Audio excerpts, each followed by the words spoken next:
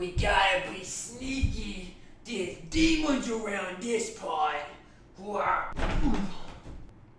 Yo, when season 1 of The Promised Neverland came out, me, like many others, was thoroughly impressed by the show. Everything from the tension to the characters to the atmosphere and the mystery behind the world was just incredibly interesting to me. I went into this anime with no real expectations. I didn't know what it was going to be, but episode 1 shocked me and blew me away. And it has become a show that I have become incredibly invested in. Imagine my excitement whenever they announced season 2. Adding this to an already stacked season of anime it honestly just gives us too much shit to watch.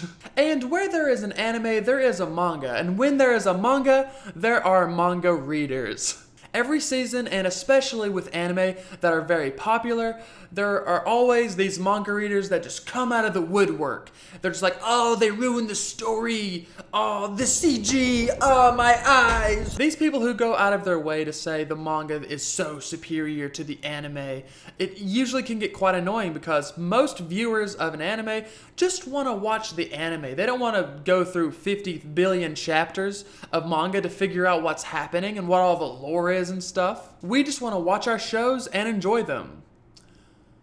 Here comes the but. With The Promised Neverland Season 2, I was quite jarred whenever Episode 5 came out. And there was this huge, gigantic time skip. 1 entire year, in fact. And I started seeing these threads on social media where people was like, oh my god, they skipped entire chapters, like 60, 90 billion chapters. And I was like, huh? For me personally, I was quite jarred and confused on why they would choose to skip an entire year of the children outside of the bunker with no safe house. I was confused, and I started to get curious. So, I decided to become part of the problem and decided to pick up the manga to see exactly where the story deviates from the anime. I'm doing it so you don't have to, so come, join me on this adventure as I explain the differences between the manga and the anime.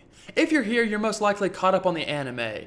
But, if you're not, you've been warned. This video is almost impossible to do without going into specific details in the story. You're still here? Great! Class is in session! Let's begin by discussing what happens in the anime throughout Season 2 so far, to Episode 5. The children had just escaped the farm, and they are in the forest running away from both wild demons and demons from the farm. While the group is trying to both duck demons and find food, they notice that a lot of the flora around them growing in the forest were mentioned in the storybooks that they used to read. Specifically the books authored by William Minerva, the ones with the owl and the Morse code around them. With this, the children realized that Minerva not only left them clues and directions on where to go to escape, but he also left a lot of information in those fantasy storybooks about the outside world, so they have a general idea on what they're going up against. And their ultimate goal is to use the pen to get to the directions that Minerva left for them. At the same time, demons from the farm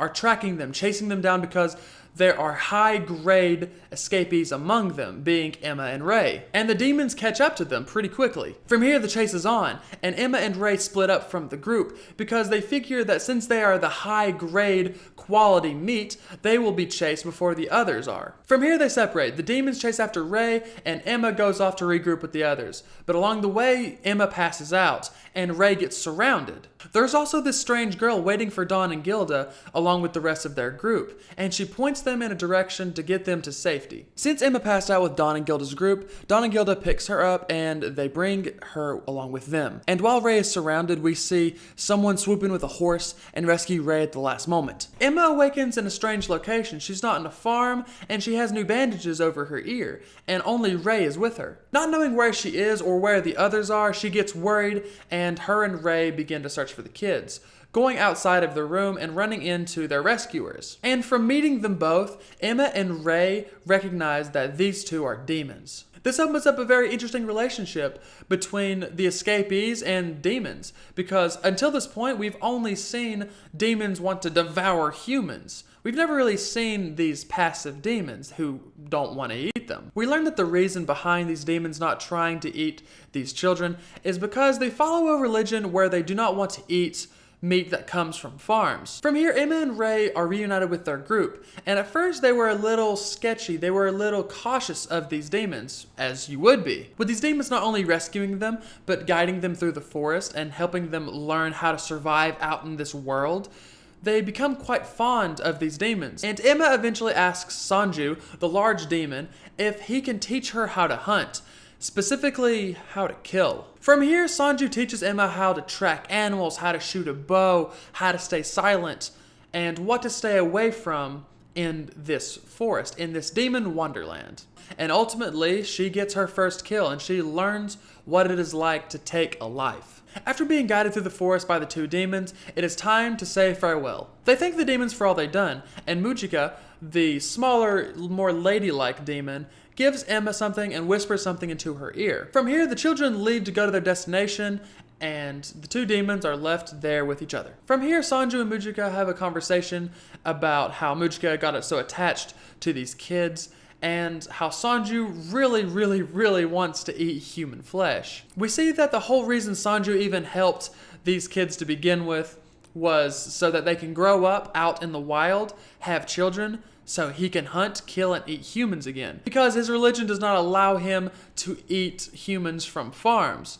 But his religion does not say anything about him eating humans that are born out in the wild. Going back to Emma and company, they arrive at their destination, and they don't see anything at first, but after some investigating, they eventually find a hatch. This hatch leads to a bunker that Minerva left for them to help them survive. But when they enter the shelter, there is nothing to greet them. No one to greet them. There are no other escapees, there's no Mr. Minerva, and there's no squatters either. And we're not talking about picking heavy things up and putting them back down. 680. They explore the shelter and they find things like old rations, a monitoring room, secret passageways, and a note left by Mr. Minerva telling him that this shelter is theirs, that this bunker is theirs to live out of. Emma and Ray then come up with this plan that they are going to build this shelter up. They're going to build their rations and their supplies and ensure that the shelter can sustain life for not only their current group, but for every child that they left behind, Phil and the others at the farm. Ultimately, they're going to make this place their base of operations, their hideout. After some time of living in the shelter, Emma, Ray, Dawn, and Gilda all go explore the shelter, and some of the other kids do as well. And some of the other kids find this ominous room with things carved into the walls, things like help and names. At the same time, Emma's group find this payphone, and this payphone has a pre-recorded message on it from Mr. Minerva, saying that he is unable to be with them and that they can live in this shelter if they want to. But he said if they want to seek more, if they want to seek more than just surviving in this shelter, to enter the word future into the pen. From here, everyone has a meeting and they go over all the information, and Emma enters future into the pen and they get the set of coordinates, D100, and it is very far away from where they're at in the shelter. And they believe that this is the escape from this demon realm to get to the human realm. Then a tragedy strikes. This commando unit blows up the hatches to the shelter, and these humans go in and they're going to try to extract all of the kids. We can only assume that they're working with the farm and trying to get these kids back. And since this commando unit just exploded the shelter and all the hatches on the shelter, and they know where they live, this shelter is obviously not safe anymore, so the kids can't stay here, even if they were able to chase off these intruders. After going through some secret passages and getting caught and then escaping and then getting caught again, and then a demon coming out of the forest and eating some of the commandos, causing some mayhem, and the kids escaping once again, everyone eventually escapes, and this episode ends with everyone running. All of this transpires from episodes 1 to 4. Episode 5 is where I became very jarred. As I mentioned before, episode 5 is when they had this massive time skip. One entire year has passed. In episode 5, we see that Emma and company have not made any real progress. They're struggling to even get by after an entire year. They're trying to evade both demons out in society and wild demons and this commando unit that is chasing them down now. But they have also learned how to blend in and go into demon civilizations to try to get food. And ultimately, there was a pretty big reveal at the end of that episode. But here's where I became very jarred. After this episode came out, the Promised Neverland studio decided they were going to take a hiatus of a week. They were going to take a week off and have a recap episode run. Ever since I've watched episode 5 and throughout the entire break, I couldn't help but be confused on why the time skip. Because up until that point, we were kind of learning all of the mysteries to the world along with the kids. We got to see Emma and Ray learn how to survive and how to outwit all of their opponents. But the entire time skip is just this big chunk of time that's missing. We didn't get to see how they discovered how to blend in with demons, or how they even survived for an entire year. I mean, up until that point, there were big reveals, 5D chess. We were discovering more about demons and what's on the outside. The outside is still a mystery to us as the viewers. We haven't seen that much of the outside. Them choosing to skip an entire year just didn't sit well with me. This is when I began to see posts about, oh, they left out blah, blah, blah, you know how it goes, manga readers. And so, as I mentioned before, I got curious and started to read the manga. I picked the manga up around when the kids escaped the farm to see what the differences are and to see if the manga as well skipped a year into the future or if something else happened.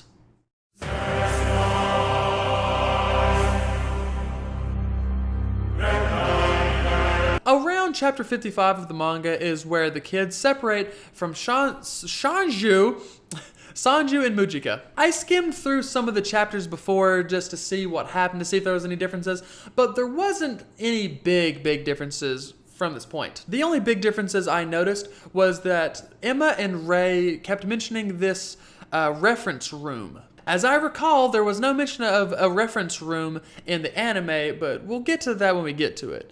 The big differences is when we get to the bunker. In the anime, they found an empty shelter with old rations and nobody was there. But there was this room with carvings on the wall telling us that someone used to live there. In the manga, when they enter the bunker, instead of finding an empty shelter, they find someone still living there. I did say it was very different. From here, the man, who shall remain nameless, unsurprisingly reveals that he too is an escapee from one of the farms, showing the children his branding on. Whoa, hey, yo, bro, there's kids here. Why do you?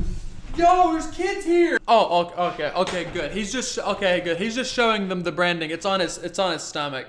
Nothing too crazy.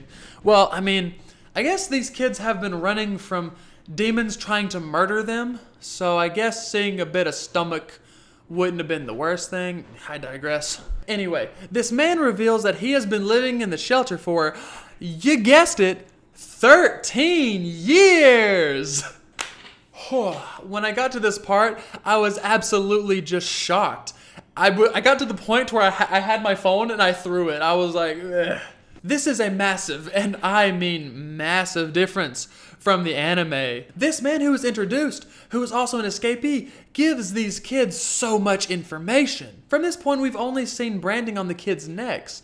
We haven't seen it anywhere else. But this man, who is also an escapee, has his branding on his stomach. It's nowhere near the neck, and it looks completely different. It's not numbers like the kids have. Along with this, Emma and company now know that a human has survived in this shelter for 13 years. It proves to them that it is possible to survive out in this hellscape. This man also knows that they too are escapees. Wow, shocking, I know, he must be a genius. But he also knows specifically how many of them there are. And he also knows that they escaped specifically from the Gracefield farm. This tells the group that someone in the shelter can get real-time information on the farms just from the shelter. If you remember in the anime, there was this radio that was left in the shelter that Emma and Ray used to get information on the farms, to see if anything was happening. They were able to listen in to the reports from the farms. In the manga, we don't exactly see how this man got this information, because something else happens. It is here that the man reveals that he escaped with a good number of people, and everyone else that he was with has died. He is the sole survivor, and he has survived by himself for 13 years. And he does not want these kids, these weaklings as he calls them, to stay in his shelter. And quite dramatically, he grabs Emma and points a, holy shit, is that a gun?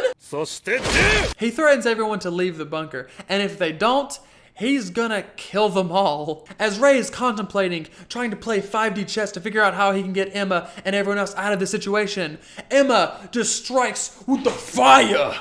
Oh! Emma goes low, and she ultimately thinks that he's bluffing. She doesn't believe that he'll kill them.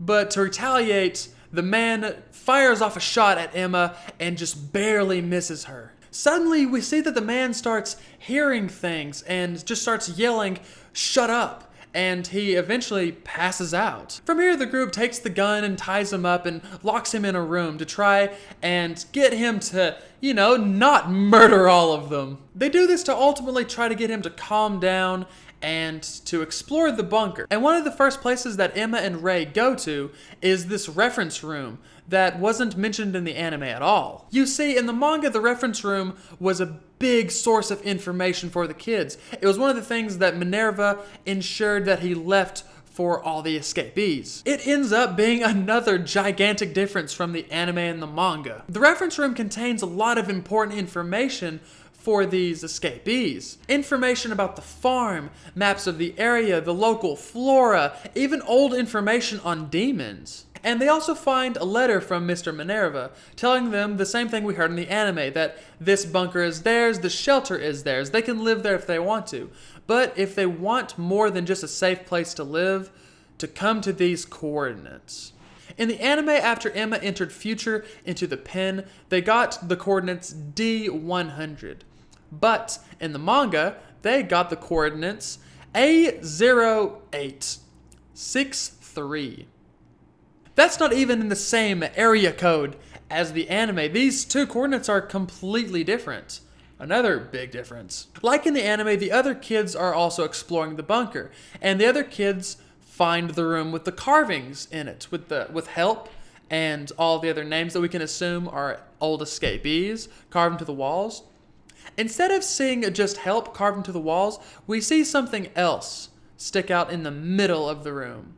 The word poachers. In the anime and manga, the carvings are very, very similar still. There are still names carved into the walls of, we can assume, old escapees, and help is still written smaller everywhere else. But the word poachers sticks out to me so much more. For me, both rooms are very ominous, and they both carry the same sort of atmosphere, the same sort of mystery of like what happened.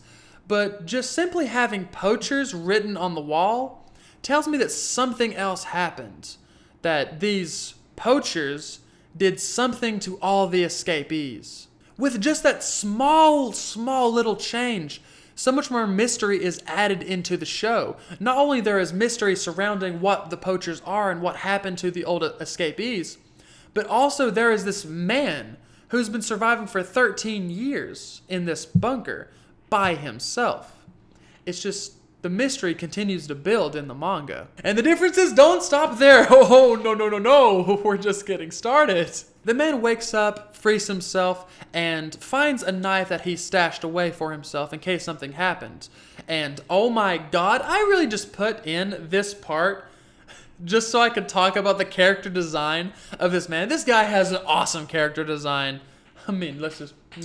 perfection. Anyway, we see that the man is able to free himself and is able to get himself out of the room that he was locked into. And he makes his way, with knife in hand, to the room where Emma and Ray and everyone else is having a meeting. He threatens them all yet again with his knife in hand this time, saying if you don't get out of my bunker, you're all going to die. But Emma and Ray are putting their little 4D, 5D chess minds at work to try and figure out how they can get this man on their side to allow them to stay, or at the very least, put him into a corner where he has to teach them all he knows. He's either going to have to work alongside them or be put into a corner where he cannot refuse them. Then one of the most badass scenes happens where the man is not budging. He's telling them to get out or die still. And we see Ray pull out this button, this detonator. You see, for some reason, the entire bunker is rigged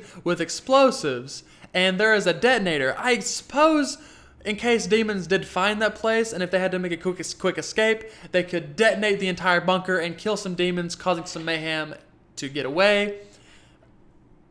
I don't really know, but they have a detonator. Emma and Ray uses this detonator to strong arm this man into complying with them. We see Emma and Ray put this man immediately on his back foot because he knows, and we also know as the viewers, that Emma and Ray, they're not fucking around. They will absolutely detonate this place with everybody inside of it, though are they gonna? Probably not, but they have the absolute resolve to do it. Emma and Ray uses this leverage to strong arm this man to guide them to A0863, their location that Minerva left for them. The man agrees to guide them, but he says he will not protect them, that they'll have to do that on their own. We see Ray going through his head that this is ultimately what they want, because Ray noticed that this man, he hasn't survived 13 years out of luck. This man is very strong, very smart, and is most likely very capable of taking care of himself outside of the bunker with the demons. He's able to fight them, or at least evade them. You don't survive 13 years by chance. From here, the man guides Emma and Ray, the only two that he will be guiding to the location. He guides them to the piano. If you remember in the anime, the piano, it opened up to reveal a secret passageway. But we see in the manga it's something completely different. You see, the kids haven't found the secret passageway yet behind the piano. But instead of there being a secret passageway there, it's an armory with guns. Jeez, what is this bunker, Texas? Jeez. From here, the man grabs himself some weapons and tells Emma and Ray to just watch him, that he will not be telling them what to bring, what weapons to use.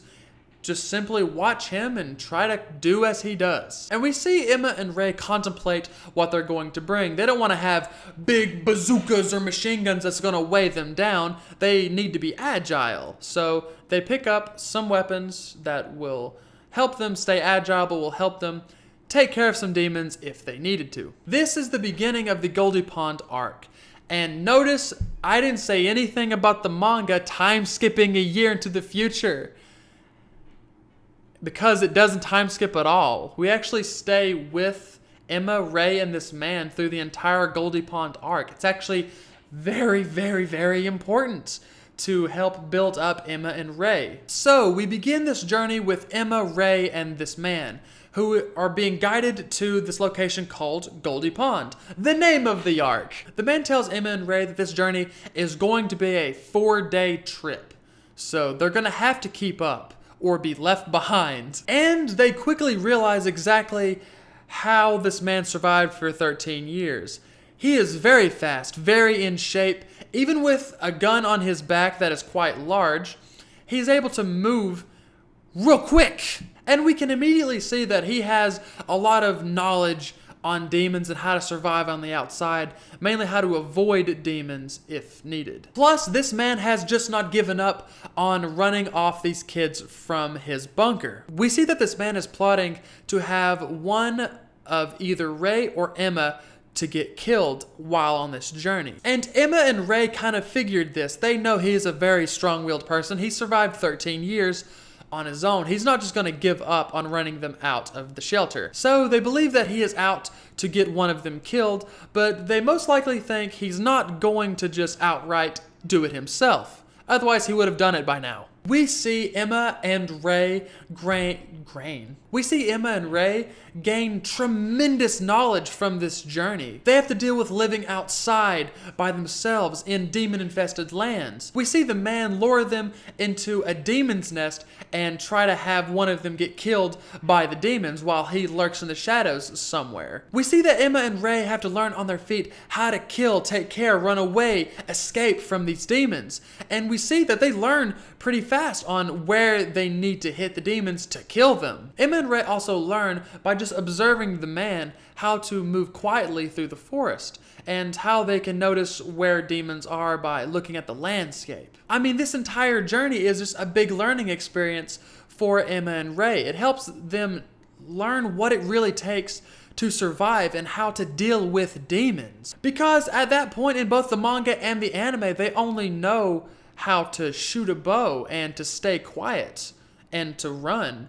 But they don't really know how demons work, how they function, how they think, how the wild demons operate in these weird groups. And they also don't know that the demons can regenerate. All of this information that is incredibly important gets taken care of through this adventure through the manga. While in the anime, they just time skipped. And we see the three eventually make it to their destination of Goldie Pond, where Emma actually gets captured and goes through another incredible arc. I don't want to go into too many specifics about this arc because I don't want to unknowingly spoil some stuff that was learned in this arc. So much information is learned through this arc. I mean, Emma and Ray learned how to survive. Emma goes through this entire arc in Goldie Pond and learning who Mr. Minerva actually is, the mystery behind him. And in this arc, they even figure out the passageways to get to the human realm. This arc had so much lore and character building and information that just wasn't touched on in the anime at all. So with all of that, let us wrap up this discussion on the differences between the anime and the manga. With all of that, you can clearly see that the anime is going a completely different route by omitting all of this different information, by omitting characters, the reference room, the entire Goldie Pond arc that spanned for, not lying to you, like 50 or 60 chapters. At this point in the anime, Norman has been reunited with Emma and Ray. That doesn't happen in the manga until around the hundreds. The reason that I loved season 1 so much, again, was because of the atmosphere, the tension, and the mystery behind the entire world. The anime was able to keep this constant state of tension with all these different twists and turns, and we see them eventually make their way towards their ultimate goal, hitting a lot of bumps along the way. And all of these twists and turns didn't seem so superficial or just put in there later. It all seemed like this was what the story was supposed to be. Season 2 just hasn't been that for me yet. It hasn't been able to keep that same tension and mystery, while on the other hand, when I picked up the manga was able to handle tension and mystery very, very well. We meet this man who is an escapee who has been surviving by himself for 13 years in this dead man wonderland. And we know that he's lost everyone that he used to know and call family. We see how broken this man is because we obviously know that he's the one who carved all of that stuff into that room. He's the one who carved the names of his old escapee friends on the wall. He carved poachers and help. He's clearly very broken in terms of, having social interactions with people. Not only that, but this man is able to bring this tension back to where, at any moment, he could try to get Emma and Ray killed on their journey to Goldie Pond. And there is so much mystery there. There's mystery behind who are these poachers? Who is this man? Why is he so broken? And who Mr. Minerva actually is. It keeps this constant flow of mystery. It also has some really badass scenes that we just didn't get to see, unfortunately, in the anime. Like the one I mentioned prior. I mean, it's just... Ultimately, does season 2 hold up? Does it become one of the blunders of a poorly adapted anime that we see so often? I don't know.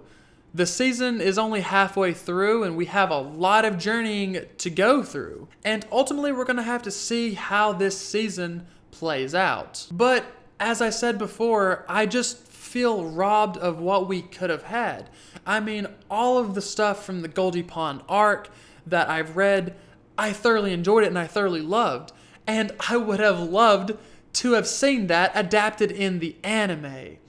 But it doesn't seem like we're going to get that particular set of information in the anime. Because at this point, the anime has already chosen to omit the man, and they've already reunited Norma with Emma and Ray. I am still very interested in the anime, and I will still be watching the rest of the show because I want it to succeed. I love this show so much, and I really hope that it doesn't become what I fear it's going to become. I have been Ben. I read the manga, so you don't have to. And I do hope you enjoyed.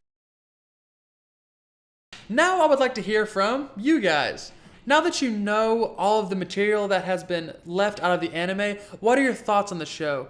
Do you think it's good? Do you think it's bad? Have you read the manga? Do you agree with some of my opinions? Are you also very sad that this anime has left out a bunch of stuff?